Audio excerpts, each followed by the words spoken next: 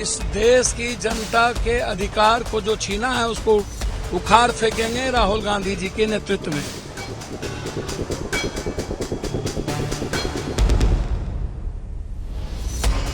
हमारे नेता इस देश की रक्षा के लिए आए, उन्हें सत्ता का लोभ नहीं है।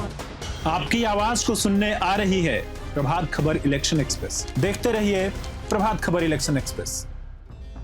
बिहार की राजनीति में पप्पू यादव का नाम अक्सर चर्चा में बना रहता है। पप्पू यादव का पूरा नाम राजेश रंजन है और वो फिलहाल निर्दलीय सांसद है। उन्हें कांग्रेस का नेता भी कहा जाता है। हालांकि सवाल इसको लेकर भी उठते रहता है। वो अपनी पार्टी जनअधिकार पार्टी का विलय भी कांग्रेस में कर चुके हैं। पप्पू यादव अब इसलिए चर्चा में है क्योंकि उनका कांग्रेस प्रेम तो दिखता है, लेकिन कांग्रेस की तरफ से जो जलालत बार बार वो झेल रहे हैं, ये सब कुछ भी उनके समर्थकों को और बाकी लोगों को दिखता है। पप्पू यादव 6 बार के सांसद हैं, फिर भी राजनीतिक रूप से संघर्ष करते दिख रहे हैं और अपने अस्तित्व की लड़ाई लड़ते दिख रहे हैं। वैसे तो राजनीति में कुछ भी असंभव नहीं है, लेकिन राजनीतिक पंडितों की माने तो आगामी वर्षों में भी कांग्रेस के अलावा पप्पू यादव के पास कोई विकल्प नजर नहीं आ रहा है और उनकी दाल कहीं गलती हुई दिख नहीं रही है। इसके पीछे की वजह पे भी चर्चा करेंगे, लेकिन उससे पहले चर्चा करते हैं पप्पू यादव के सियासी सफर पे। नमस्ते, मैं हूं आदर्श और प्रभात खबर देख रहे हैं आप। आपका विश्वास कौन है? आपका सपना कौन है? इंसानियत का पैगाम कौन है? पप्पू यादव का जन्म 24 दिसंबर 1967 को हुआ था। वे 6 बार लोकसभा और 1 बार विधानसभा के सदस्य चुने जा चुके हैं। पप्पू यादव 3 बार पूर्णिया और 2 बार मधेपुरा लोकसभा सीट से सांसद रह चुके हैं। इस बार भी वे पूर्णिया से चुनकर लोकसभा पहुंचे हैं। पप्पू यादव 1990 में पहली बार निर्दलीय प्रत्याशी के तौर पर मधेपुरा की सिंहेश्वरी विधानसभा सीट से चुनाव जीतकर विधानसभा पहुंचे थे। 1991 लोकसभा के चुनाव में उन्होंने निर्दलीय उम्मीदवार के तौर पर पूर्णिया लोकसभा सीट से जीत हासिल की।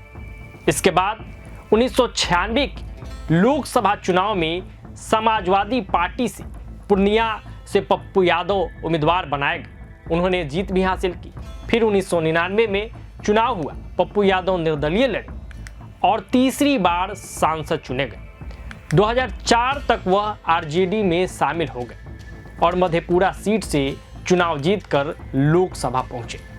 2009 में लोकसभा में पप्पू यादव पर पटना हाई कोर्ट ने चुनाव लड़ने से रोक लगा दिया था, क्योंकि वह एक हत्या के मामले में दोषी करार दिए जा चुके थे।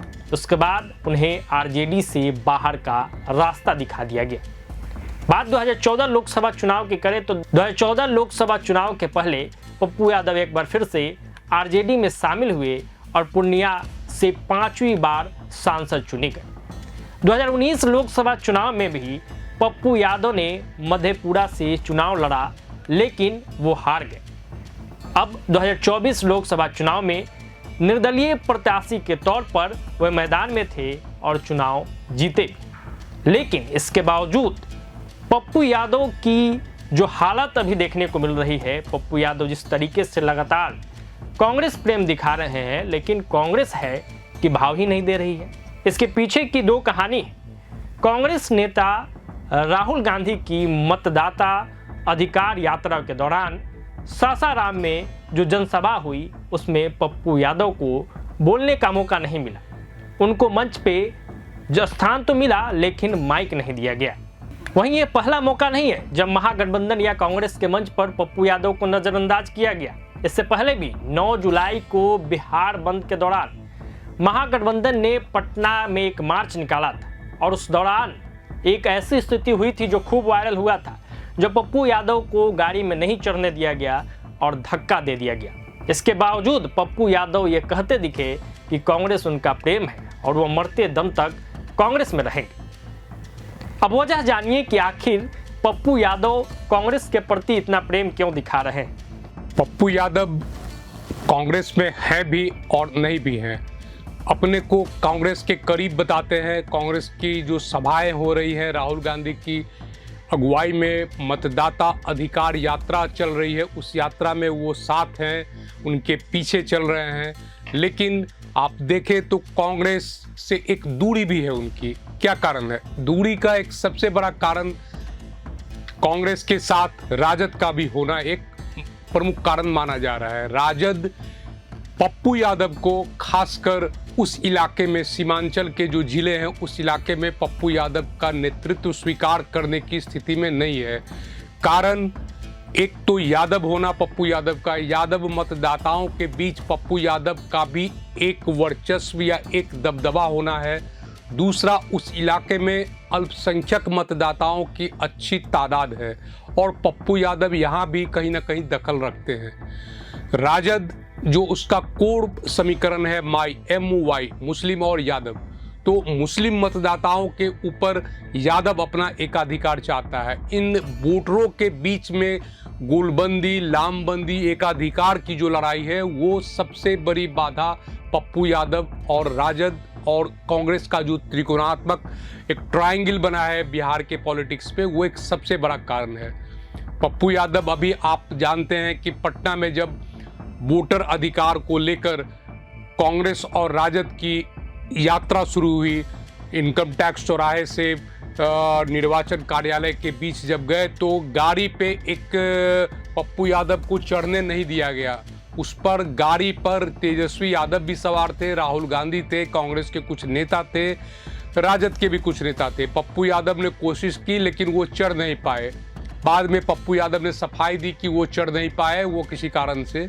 लेकिन ये एक राजनीतिक गाड़ी है जिस पे चढ़ने की लड़ाई है। पप्पू यादव की मजबूरी है कि वो भारतीय जनता पार्टी के साथ नहीं जाना चाहेंगे। जदयू चूंकि भाजपा के साथ है तो वो एक एनडीए का एक गठबंधन की बजाय वो अपोजिशन जो इंडिया गठबंधन है उसमें वो शामिल होना चाहेंगे। पप्पू यादव की पत्नी रंजीता रंजन कांग्रेस की राज्यसभा की सदस्य है, वो लोकसभा की भी सदस्य रही है कांग्रेस से, और पप्पू यादव के बेटे भी अब राजनीति में सक्रिय होने वाले हैं। तो कहीं ना कहीं पप्पू यादव के मन में आगे भविष्य की भी रणनीति है और चुनाव तो फिर आने वाला है या फिर आएगा। अभी विधानसभा का चुनाव है, आगे फिर लोकसभा का चुनाव आएगा। तो पप्पू यादव दूरदृष्टि वाले नेता हैं, माने जाते हैं। 6ठी बार वो लोकसभा के सदस्य बने हैं। 1990 में पहली बार सिंहेश्वर स्थान से वो विधायक बने। उसके बाद लगातार ये 6ठी बार 2024 में पूर्णिया से वो निर्दलीय उम्मीदवार के रूप में राजद के उम्मीदवार को भारी मतों से पटखनी दी है। तो ये संबंध जो है लालू यादव के करीब होना वो चाहते हैं पर हो नहीं पा रहे हैं। कांग्रेस के वो करीब दिखते हैं पर वो ऐसा हो नहीं पा रहा है। तो ये जो ट्रायंगुलर संबंध है तीनों के बीच में, ये राजनीति में, बिहार की राजनीति में एक दिलचस्प कहानी है। तो पप्पू यादव की फिलहाल मुश्किल यही है और इसी वजह से लगातार लोग बताते हैं कि उनका कांग्रेस प्रेम दिखते रहता है। हालांकि कांग्रेस की तरफ से कभी भी मजबूत स्टैंड पप्पू यादव के लिए नहीं लिया गया है। हमारे आदरणीय कभी कांग्रेस ने भोला पासवान शास्त्री को मुख्यमंत्री बनाया था, कभी जगजीवन राम को, मीरा कुमार को देश के ऊंचाई पर पहुंचाया और इस बार राजेश राम को उन्होंने अध्यक्ष बनाया।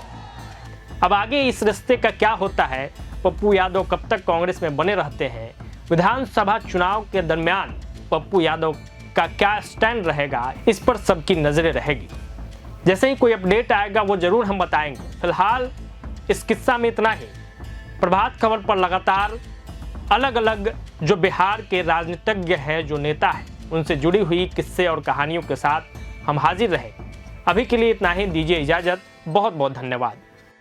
प्रभातखबर.com, विश्वास वही, रफ्तार नहीं।